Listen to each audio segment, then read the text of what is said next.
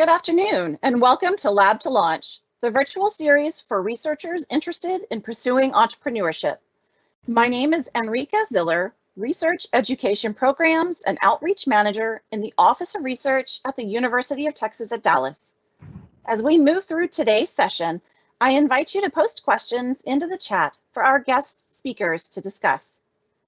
Here to guide today's conversation and introduce our guest speaker is our host, Bryan Chambers. Bryan has spent his career working with and investing in venture-backed startups. Currently, he is Vice President of Ventures at Capital Factory and Director of the UT Dallas Seed Fund, where he actively advises students, entrepreneurs, and early-stage ventures and serves as a member of the Entrepreneurship faculty. Bryan, the mic is yours. Thanks, Enrica, and good afternoon, and welcome to our final Lab to Launch series. As Enrica mentioned, I'm Bryan Chambers, Vice President of Ventures at Capital Factory and an Adjunct Professor at the Institute for Innovation and Entrepreneurship, where I teach venture capital and direct the UT Dallas Seed Fund. And I'm here to tell you that if you don't already know, biology is hard, y'all. So I'm quite excited to introduce our audience, someone that I turn to personally for guidance anytime biology is involved. Dr. Claire Aldridge serves as scientific advisor at Pegasus Park, Lyda Hill Philanthropies, and LH Capital. Claire previously served as Associate Vice President for Commercialization and Business Development at UT Southwestern Medical Center and VP of Venture Development with Remeditex Ventures, a local biotech VC fund. Dr. Aldridge brings more than 20 years experience facilitating the translation of scientific discoveries into patient and commercial benefits. She's leveraged her training as a translator or liaison between scientists and non-scientists, communicating effectively about the potential of science, something very hard to do because it's quite complex. Her role has included technology commercialization, improving patient outcomes through quality-based initiatives, working with disease-specific nonprofits. She works to broaden the pipeline of local healthcare-focused startups and brings her science, communication, commercialization, and venture capital skills together with other science and civic leaders to advance the biotech ecosystem here in the North Texas region. Claire received her PhD from Duke University in the Department of Immunology and Program in Genetics, and her Bachelor of Science in Biomedical Science from Texas A&M University. Claire, welcome, and thanks so much for being here. Thanks, Bryan. Thanks so much for having me, and thanks to everybody who's dialed in to kind of learn a little bit about biology and how we take observations from the lab and turn them into products that can benefit patients or benefit mankind in some way. Well, something we joke a lot about, Claire, is exactly how difficult biology is, and something that I have heard you and now many other, I think I heard it very first from you, but I hear it now from so many other people referring to this term biotech plus. Mm-hmm. So can we take a step back and talk about what is biotech plus and how others in the community are now using this term biotech plus here in North Texas? What exactly do you mean when you say biotech plus? Biotech plus is, we'll have to kind of give a little context, maybe get a little bit into the Wayback Machine, but UT Southwestern is, a world-renowned academic medical center and has been for a very long time. Just remarkable basic science happens at UT Southwestern, and we've, for the last 20 years, kind of asked the question, why don't we have a biotech ecosystem around this really top-notch institution, especially when it's supported by other great institutions around, like SMU, UT Dallas, UNT, TCU, a bunch of other institutions in the region. And, we've been trying to kind of leverage biotech in North Texas for a really long time. And one of the things when I was at the Biotech Venture Fund is, that we kind of started to figure out is the biotech part of Biotech Plus is being done really, really well in some other markets. Boston, obviously, San Diego, San Francisco, the Research Triangle, starting to have some emerging markets out of Philadelphia, Manhattan, LA. But what we have as an opportunity is to be a place where something that is beyond even just biotech. So Biotech Plus has an opportunity to take root. So what we are working on, especially with the Pegasus Park project, is we're taking the traditional biotech, those observations from basic science labs, understanding the pathways that lead to disease, and trying to figure out how to interrogate them and find new therapies or diagnostics or medical devices to solve those problems.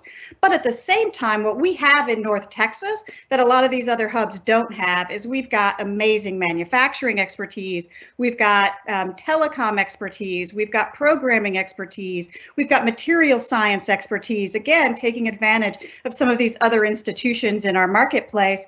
And how do we bring all of those together to start to solve some of these big problems that just straight up biology has been challenged to solve?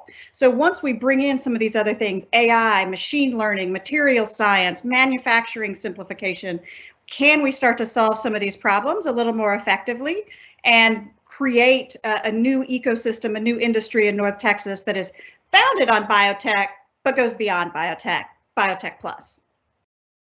I love that. And we know through so many different examples that innovation sometimes is accidental. And until you bring so many of those new, those new components, which have never really been a part of an emerging biotech ecosystem, to participate in biotech conversations, it can stifle innovation. So the fact that the conversation is now so prevalent here in North Texas, largely because of so much of the work that you and UT Southwestern and those at Lyda Hill Philanthropies are now doing and driving, that conversation is going to be much more prevalent to so many more that will get to contribute that where it might not have been so obvious. So I love that. Claire, one of the things that you had a fantastic week last week as well, because you achieved another tombstone, or at least in the venture capital world, we call them a trophy, something that you can be really proud of when when a financial event or an exit or an IPO happens. And so you now have your name. Not only was it on Taysha, the fastest biotech IPO in the history of biotech, the whole industry, but you also, through an investment that you made, oh my gosh, maybe a decade ago now, you also now have the record for the largest medical device acquisition for a pre-revenue med device company in the history of the whole industry. Is that the correct? Yeah.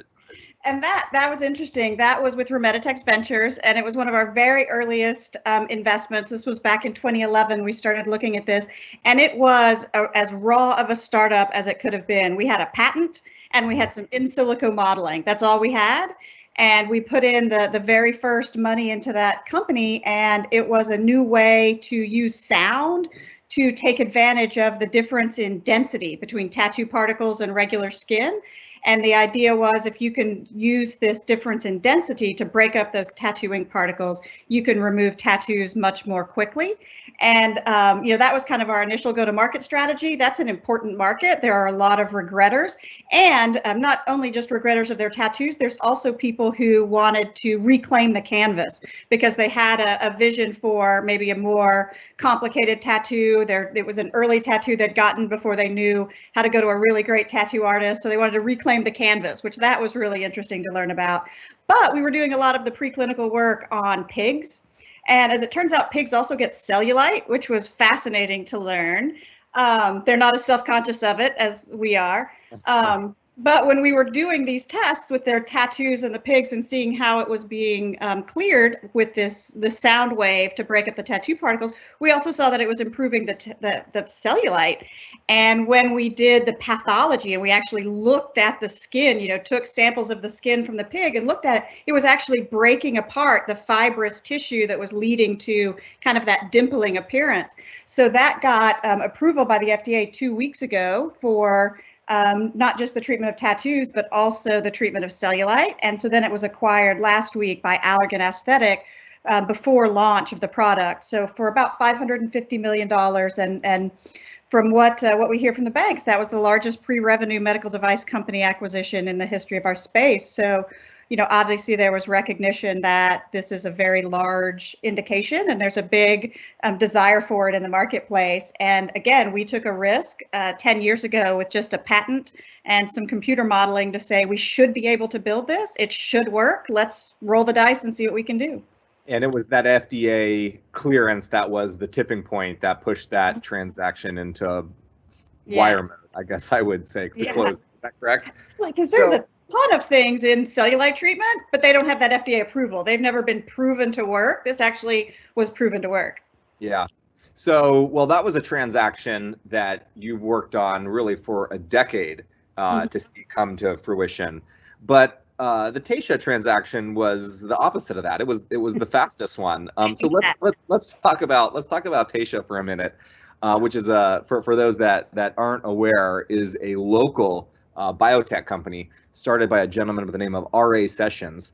And my first question to you, Claire, is if you could just introduce Taysha. But did you know from day one, was it obvious that there was going to be this this immense and impactful business relationship? I mean, you were the one to lead it, but was it obvious to you? Was it obvious to UT Southwestern and Taysha, the type of business relationship that was going to exist? When did that become obvious? That became obvious probably very shortly after I returned to UT Southwestern. I've known RA for a long time. I've known him for about a decade as well. And he had, prior to starting Taysha, he'd had a big exit in the gene therapy space, something called Zolgensma, which is now approved by the FDA for spinal muscular atrophy, which is a devastating disease. And he was the chief business officer for Avexis, and they shepherded that through the clinical trials process to get that product, to the point where Novartis acquired that company for $8.7 billion.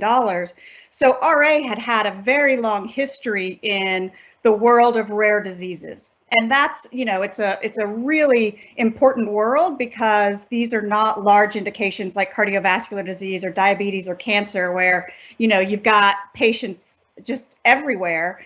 This is something where you really have to be very targeted and it has to make sense economically to treat these patients. And so can be really tough for some of these ultra rare diseases. So we knew at UT Southwestern, after that Avexis exit, everybody was all over gene therapy. This company was acquired for $8.7 billion. How do we do the next Avexis? And Stephen Gray, who is a researcher at UT Southwestern, a PhD, just a really amazing scientist, UT Southwestern had recruited him a few years ago, specifically because they were going to be able to produce viral vectors on campus that could go into patients. And so they got him to come to campus because it was going to allow him to really see the entire path to the observation in the lab, all the way to treating one of these patients. And so RA obviously knew of Steve's work. He's incredibly well regarded in the gene therapy field. And so Steve and his partner, Burj Manassian, who heads up the pediatric neurology program at UT Southwestern, they were taking things all the way to kind of right before treating patients, but they were struggling to get over that last hurdle because they didn't have any commercial experience.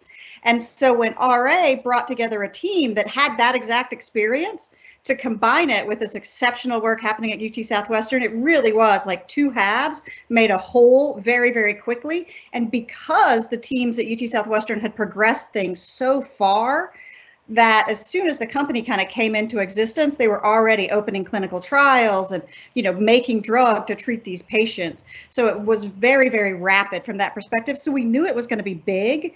But then, to be frank, the pandemic accelerated it because all of a sudden the world shut down.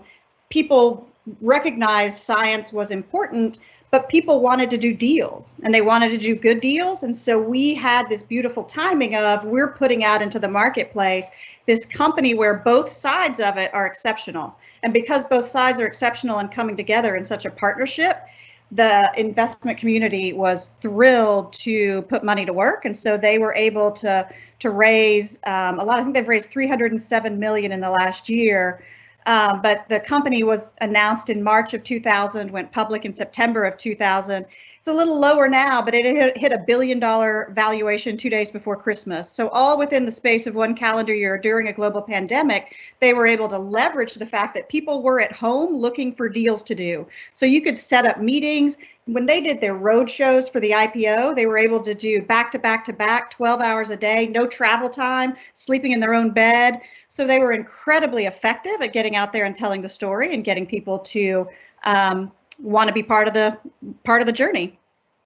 Yeah, that is fantastic timing. Biotech and video conferencing, all of it surged in 2020.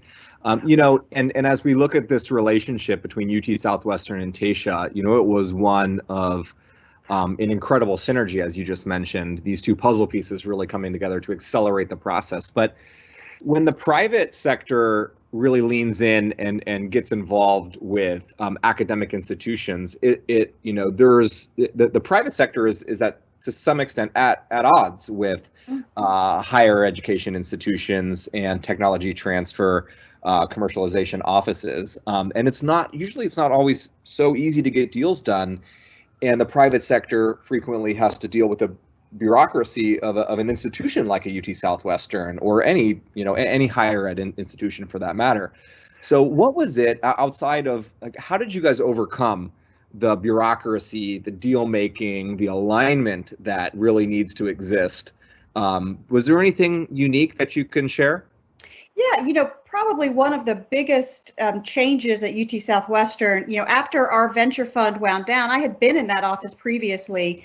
And once, and I behaved like a traditional tech transfer professional when I was there previously, but when I went into the venture world, I learned a little more about aligning incentives and sharing of risk. In the venture world, we really did that on the basis of the founders and the other investors at the table, but just making sure we were all kind of pointing in the same direction. And even when we could all come together, sometimes there was still conflict with that technology transfer office at the founding institution for that company. And one of the things about biotech is it's very rare that you can kind of launch a biotech without an academic partner. There's not a ton of biotech opportunities that come out of the private sector. Sometimes there'll be a company like Merck that has an asset they don't want to move forward, and you can license it from them. But, if it were a really amazing asset, Merck might want to take it forward. So you have to ask yourself, why is Merck even giving it up? So these, our space really requires this relationship with academic medical centers or research universities in general. So one of the things I learned is that as a venture capitalist, we say no a lot, and we really want to say no, right? If we say no, it's easier for us. We don't have to do nearly as much work to say no if we can get to a quick no. And one of the things I learned is that when the business terms are kind of off market and really don't share the risk and really create a world where the founders and the entrepreneurs and the investors have to kind of overcome some early payments back to the institution, we can say no very easily, and that stops us from having to do due diligence on the science. And it's that diligence on the science that's really a lot of work, because all of a sudden you have to read all the literature and you have to become not an expert in it, but well versed enough in it to make a good judgment about it. So what I learned is that, a lot of institutions really put deals out into the marketplace that aren't sharing the risk. The way I like to talk about it is, oftentimes you think when you're doing these negotiations, you're on opposite sides of the table negotiating. And really what we tried to do at UT Southwestern was change that conversation and say, let's be actually on the same side of the table instead of opposite sides of the table, because the goal is to move this forward into the clinic to help patients. And the other part about that I feel very strongly about is, as a state-funded institution and federally funded with all the NIH dollars, we have an obligation to try to make that transfer of technology, because our mission is to treat patients. And so while we can't give away IP, we have to do reasonable business terms. We don't need to squeeze every nickel out of a deal when you hold it up to the mission, which is, let's get this into a path so we can understand if it can help patients or not. If it can help patients, then we're all going to benefit. That's fantastic. Was there anything from this particular initiative or this particular deal, because it was such a successful one and so quickly, for Taysha for UT Southwestern, and I'm sure a number of different partners that were involved that I might not know about. But how can faculty members and tech transfer offices more effectively partner with entrepreneurs and VCs? What you just talked about reminds me a lot of, this is the art of the deal. It's really not so easy, though, to be an artist when it comes to putting a deal together. But was there anything that you extrapolated from this particular experience, this one deal, that maybe is a little bit more obvious in hindsight about what faculty members, tech transfer offices, entrepreneurs, and VCs should be doing to work together? I think one of the most important things is for everybody to recognize that they're bringing a piece to the table, but nobody's piece is bigger than anybody else's. So often with scientists, they are making these foundational discoveries that are the basis for these companies. And without those foundational companies, we wouldn't have a company. But if we don't have the kind of people who want to do the science that takes it through the development path, then it will never realize its value. And all it does is have potential value. One of the things I heard a lot from faculty members is I made this observation, it will cure Parkinson's, diabetes, pancreatic cancer, whatever it was. And that's a market of this size. Therefore, the value of this foundational observation is, some meaningful percentage of that.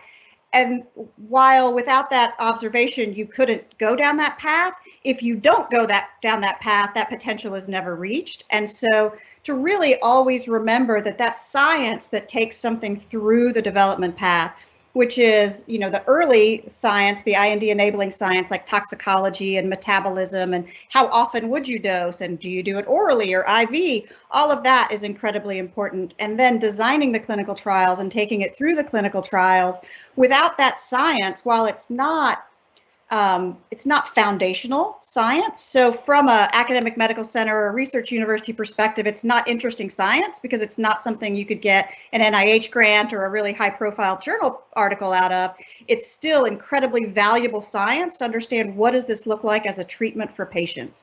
And so I think that probably the biggest conversation I have with faculty is to appreciate that science, even though it's not foundational science. Without it, your foundational discovery has no value.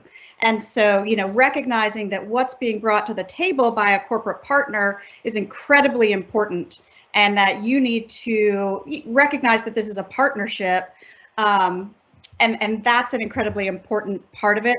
The other thing is to always try to be realistic about valuation. Valuation is a conversation. No one ever likes to talk about valuation, but too high of a valuation impacts your ability to go forward.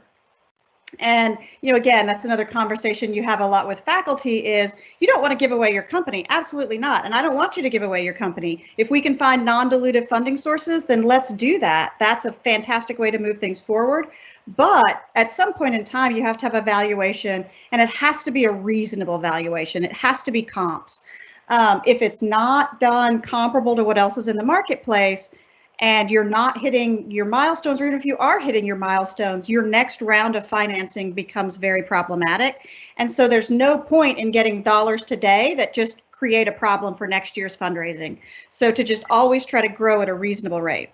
Yeah, problematic is, that's a nice word to use, perhaps even impossible if you raise at too high of a valuation, right? It's something that I've done accidentally once or twice, or been a part of, even whether my company has been raising at too high of a valuation or investing at too high of a valuation, but it's a surefire way to kill the next round. Mm-hmm. So it's always a good idea to be on the more conservative end than the more aggressive end of that. Is a lesson I've learned a few times over in my life. So we now have all these parties sitting at a table.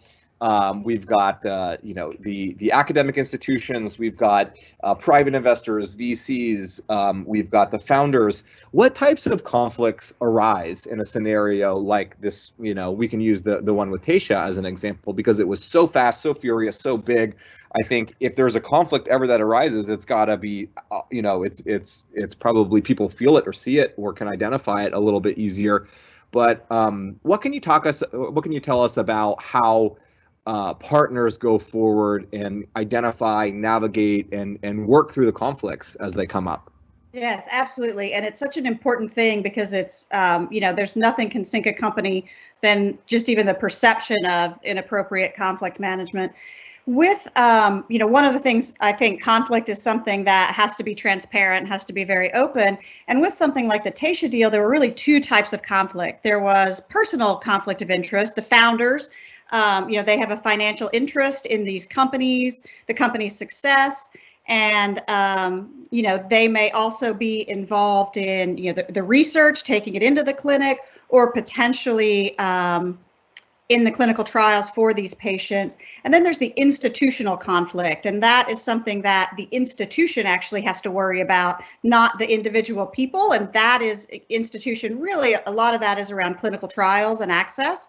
And there was a recent high profile story, I don't want to call it out to anyone, but a very high profile institution was using an experimental therapy that they were the only ones that had access to because it was from one of their labs. They were using it to market, come to our center and be treated because we have this, this clinical trial open for this experimental therapeutic, and they had a equity stake in that company. And so that's a conflict. So the two ways that those two conflicts that can be handled with the personal conflict, there is always an arm's length. And so if there are people who have a financial interest in the company, they are not allowed to be on the clinical trials. They are not allowed to have anything to do with those clinical trials. They are kept very much at arm's length. So there is no opportunity for them to, and I think people don't do this maliciously. They just want the clinical trial to be positive. Right. And so they want it to be positive. So maybe they are not as rigorous in their assessment of the patients or something like that. That's why it's always good to have quantitative data as well as qualitative data. So that is something that's kind of handled on a management by person basis. Same with the institutional risk. We would probably never be the primary site. There would always be other sites available. So UT Southwestern might offer this experimental therapy as a secondary site, but the first site is Duke or Sloan Kettering or somewhere like that, and we're a secondary site. So the PI is somewhere at arm's length. And again, we just have a kind of an institutional conflict of interest management committee that looks at all of these things and puts systems in place. What you don't want to do is get so worried about conflict that you don't move these forward. But at the same time, you want to make sure you do it very openly and transparently and put those checks and balances in place so that there's not an opportunity for people to misrepresent any data in order to make things look more positive than they might otherwise be because there's a financial interest. Yeah, very wise. Well, Claire, I've got two more questions for you, and we'll turn it over to them and see if there's any questions before we let you go here. So, what is the role of something like Pegasus Park as an ecosystem builder or as a catalyst here in our ecosystem? We know, right? I don't have deep history in biotech, but I know that that the coasts are the place to go for biotech and have been. You go to the Northeast, you go to Boston, you go to San Francisco or even San Diego. They're the established biotech hubs, and it's frequently where everybody goes to get funding or to go and to grow and build their companies. But we've been talking a lot about Texas really being that third coast, if you will. I use that and you shamed me, Claire, and you shamed me when I said that because we are Texas, right? We're Texas, and things are going to be a little bit different for us. So what is the role of something like Pegasus Park? And as you look out 10 years from now, a venture cycle, if you will, what do you think the impact of this new catalyst in our ecosystem is going to be? Yeah, obviously, full disclosure, conflict. I am a scientific advisor to Pegasus Park, and I obviously think it's an amazing idea. So I'm super biased.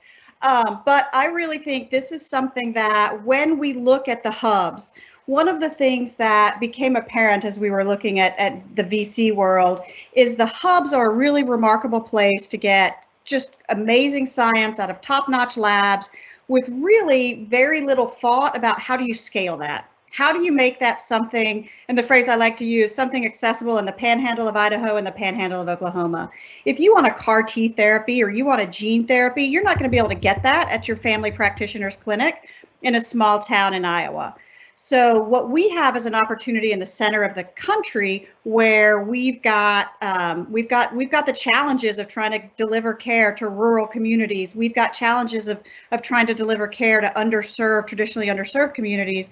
How do we become a laboratory for taking that science, that really amazing science, and start to simplifying it a little bit? Again, leveraging the expertise that we've got here in the region, whether that's manufacturing, whether that's technology solutions. What are we going to be able to build that will allow us to take that amazing science that has an impact on patients and make it more broadly accessible? How do we change healthcare in the middle of the country? Yeah, so, Claire, I asked you in another speaking engagement that you had last week, I asked you that around Biotech Plus, what are you personally most excited about? And I copied your answer here, and it was, I'm most excited about cell and gene-based therapies. That because you said that we've de-risked the science and now the opportunity is in front of us. What did you mean? Can you elaborate on that a little bit and why you're just so excited about gene-based therapies? And I would say, gene-based therapies, obviously, because I'm excited about Taysha, but really kind of beyond that, what I would call advanced therapeutics. So monoclonal antibodies, mRNA vaccines. A year ago, we didn't have any mRNA vaccines anywhere. And now we've got 2 approved. What we've shown for gene therapy with Zolgensma, cell therapy with CAR T therapy, mRNA vaccines with making a COVID vaccine in less than a year, we've shown that the platform works. Now it's just a matter of taking that platform and applying it to other diseases. And so that's the foundation for Taysha with gene therapy. They've got 26 programs, I think, in development. They know that if the construct shows an impact in the mouse model of the disease that they've made, then the likelihood that it will translate to the human is very high. One of the things about things like cancer is a great example of we have cured cancer in mice a lot, and that hasn't translated when we've gone into humans. And that's because cancer is a very, very homogeneous disease. It's not, it's not the same disease in everybody. And so the things we have good animal models for, we're able to develop treatments for. And so for these things like gene therapy, we're able to get the exact mutation and put it in a mouse model and then see if this gene therapy is going to work. So now all it is just a matter of blocking and tackling and taking it through the process to get it into the patient. So the science has been de-risked. Same with the mRNA vaccines, right? We now know that we can design a vaccine for a novel pathogen and be even more effective than our traditional vaccine development, the way we've done for decades. So what we've got is this opportunity to take science that has been de-risked and just be creative about where we apply it. And then to say, wow, these mRNA vaccines worked for pathogens. Is there a way we could kind of turn that on its head and turn off autoimmune disease? Let's see. So we have a platform and it's just a matter of kind of applying it in new and different ways. Well, that's fantastic, Clara. Thank you so much. Biology, we know biology is super hard, but the future is very bright, and it's very bright in North Texas as well, thanks to so much of the work that you and a lot of your partners are doing. UT Dallas as well, a really great partnership between UT Dallas and UT Southwestern. Lots of exciting stuff coming out of that. I think we've got a couple of questions in the queue, so let's turn it over and see if somebody can help us get a hold of the questions that might be out there. No problem, Bryan. The first one that we have is, do you feel there is a disadvantage being in Texas for biotech plus startups? Absolutely. There's disadvantages anywhere and there's advantages anywhere. I think some of the disadvantages in North Texas, we've got some areas of improvement for talent.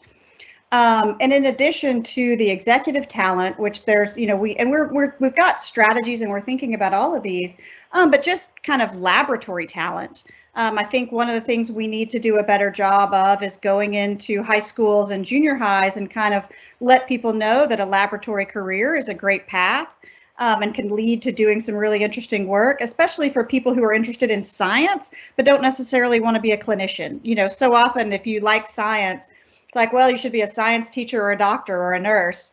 And that's not necessarily, there's so many more opportunities. So I think we need to do a better job with that pipeline. So there are disadvantages. There's a lot of money. There's definitely a lot of potential capital in North Texas. That capital has been traditionally more interested in investing in tangible things like oil fields and commercial real estate buildings. But with the exits that we've had over the last couple of years, Taysha being one, Peloton was acquired for over $1 billion by Merck. Exonics, which was a UT Southwestern startup, that was an exit in about 18 months. So again, another fast exit.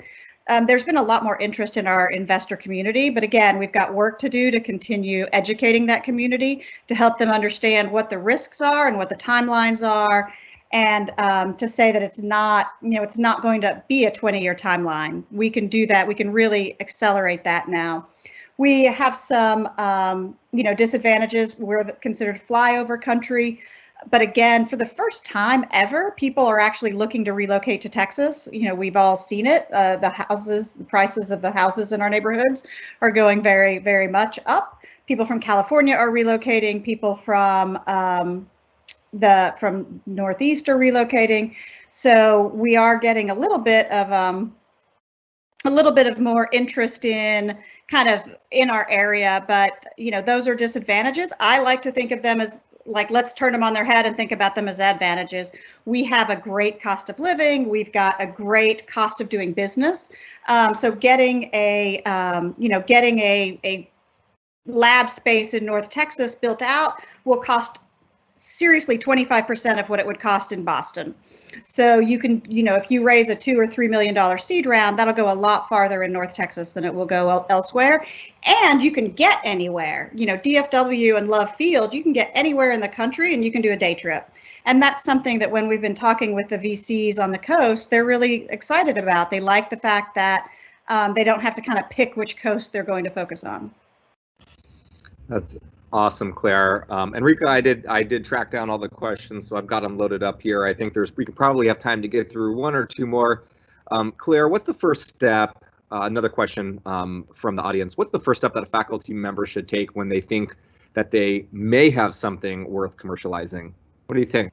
The very first step would be to talk to someone in the tech transfer office, the tech commercialization office, and get a sense not just of the patentability. That would be another takeaway from this message or this conversation is patent. Just because you have a patent doesn't mean you have something of value. Patenting can capture value, but sometimes you can capture value other ways by keeping things as trade secrets or copywriting or doing other ways to capture the value from that. So to go into that conversation with an open mind about what is protectable, but also what is the market and what is that path to the market. Zolgensma being a great example of that. That company was, purchased for almost $9 billion, and they didn't have patent protection because there was so many people had already done patenting on some of the key components of that, but because they were able to take it through the regulatory path, they really got that first mover advantage. So that would be the first thing. And then the next thing would be to talk to, non-confidentially, but to talk to somebody in the venture capital world who might be a funder. And even if you do sign a CDA, doesn't mean you have to tell people confidential things. I always say keep things secret until there's a term sheet. Keep something secret, but talk to somebody and say, what would I need to do? I think this is something, but what would I need to show you to make you invest in this? Because, the earlier you can have that conversation, so you can be performing experiments that the VCs want to see, the funders want to see, the better off you are. Yeah. And Claire, I think that's such an excellent point, because while on one side, the first thing to really do is to file a disclosure, get guidance, make sure you don't screw building a company or something that has so much potential and screw it up on day zero. But on the other side of that, if you're at UT Dallas or you're at UT Southwestern, it's probably to walk into the Blackstone Launchpad and raise your hand and ask for help. Now, anybody that does that is going to get challenged significantly with, is this valuable? What is the business case? But those are challenges that I suspect and I would encourage that any founder needs to welcome and needs to embrace. The job of the business community or the entrepreneurship community, the venture capital community, is to challenge those things. Of course, no one's going to have the answers on day one. But it's really important to listen to those questions, hear those objections, digest them, and address them. So be open to it, right? Because I think one of the things, when I'm looking back at some of our successful exits from our venture fund, the value that was captured was very rarely the value we invested in. And so, being open to changing and understanding when the market is asking for something else is a really important characteristic of a founder. Yeah, getting a lens into venture and how the process works, whether that's through the UT Dallas Seed Fund class where we collaborate with UT Southwestern, or going through the processes like the Big Idea competition. Really investing into that process really is an accelerant and helps you get in front of so many different VCs, helps you challenge a lot of those components about the nature of your business. Do you really have are you solving a real problem, or are you looking for a problem to solve? Is really just a fundamental, fundamental basis. Who's going to pay for that solution, and how much are they going to pay? Yeah. Those are key. And with a drug, it's like, well, how much is the insurance company going to pay? But for a lot of things, like our cellulite treatment, that's self-pay, and that's a fantastic business model if you can get it. Yeah. So, there's no really easy way. I'm addressing the last question in here, and I think we've got to jump, which is really, how do the biotech founders find the talent in areas where they may be weak in, but they're really between UT Dallas and UT Southwestern, not to mention the other great institutions that exist in our region. I mean, there really is an incredible pool of talent. But you got to be really loud, and you got to be really visible, and you got to network with, with the VCs, with the leaders in the community, and so, I think that approaching organizations and opportunities like the Big Idea competition, whether you end up on stage pitching or not, it's a platform to get access to the resources or to be discovered, and to get support that I think is really, really important. And I would just add to that, there is great talent in the region. There's not great talent falling off trees, but there's not great talent that's not already tied up falling off trees in any of the markets, right? Like, we're at a pretty frothy time, and everybody loves biotech right now. One of the most important things is when you're having those conversations, kind of going back to what I was talking about before. Yes, without your foundational discovery, there can't be a company built around it, but to recognize that these people are bringing something that has a ton of value and that you will reap the benefits of to move your foundational discovery forward. And so to kind of always go into those conversations really openly, and to pay attention to the advice and the guidance that they're giving, because they do have an expertise and a skill set that that you need at the table. Well, Claire, we thank you so much for your time and your guidance and sharing your expertise with the UT Dallas community today. We're very excited to see the impact of Pegasus Park and this special relationship and the partnership between UT Southwestern and UT Dallas really flourish through the joint ventures that are going on through the work in the community and the private sector, like Pegasus Park as well. So thank you for all that you do, and we really appreciate you being here with us today. Thank you to the audience for tuning in, and look forward to seeing you again during the next series. All right, thank you. And when Pegasus Park is open, there'll be a bocce ball court, and I will take on all comers. Fantastic. Thank you, Claire. Thank you both. And audience, if you have just a moment to share any feedback you have about Lab to Launch, please click through the survey link found in the Q&A chat to share that with us. And lastly, to view a full list of Office of Research events, including these two that are coming up within the next week or so, please visit utd.link/research calendar. Thank you so much, and have a great afternoon.